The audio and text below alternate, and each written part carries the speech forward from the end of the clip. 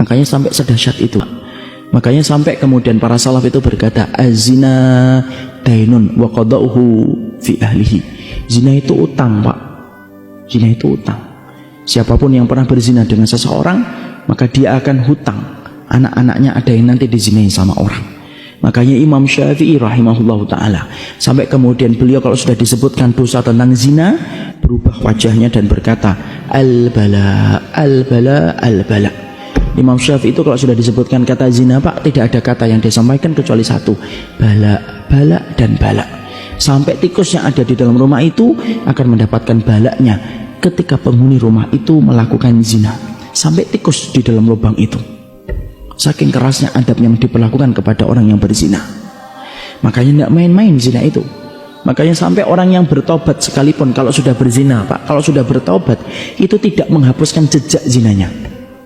Contoh, A nikah sama B, lahir C dari hasil zina. Bukan, A zina dengan B, lahir C. A dan B tobat, C itu masih merasakan akibatnya. Apa akibatnya? C itu tidak bisa bernasab kepada bapaknya. Tidak bisa C bin A, tidak bisa. Saling mewarisi, tidak bisa. Saling kemudian menikahkan nanti ketika C ini nanti menikah, tidak bisa, Pak. Kenapa? C ini nasabnya bukan kepada bapak, tapi nasabnya kepada tempat tidur, tempat tumpahnya air ketika berzina, walaupun dia sudah bertobat. Makanya saya ketika menerangkan tentang daurah masalah zina detail gitu, di salah satu kawasan di Jakarta ada yang keluar dari ini nangis, Pak, meluk saya dan berkata, saya sudah menduga ini pasti tentang zina ini. Nangis, beliau berkata, saya punya anak Ustadz Putri kelas 3 SMP, dan saya dulu mendapatkan itu di luar pernikahan, Masya Allah. Tapi saya sudah bertobat sama istri saya, tampilannya sudah berubah, Pak. Orang mungkin nggak menduga. Bolehkah saya, Ustadz, nanti kalau putri saya menikah, saya nikahkan, Ustadz? Nggak bisa, Pak. Kalau saya bisa hapuskan hukumannya, saya hapuskan, Pak. Tapi hukum Allah nggak bisa dihapus. Bapak harus sabar, dan itu merupakan bagian dari proses Bapak tobat. Nangis, apa yang bisa saya lakukan? Nggak bisa saya lakukan apa-apa. Disitulah dari para ulama mengatakan apa? Dosanya zina tidak menghapuskan jejaknya. Saking beratnya itu. Makanya tidak ada aturan, Pak, detail yang mengatur hubungan laki-laki dan perempuan kecuali apa? Islam, Pak. Kenapa?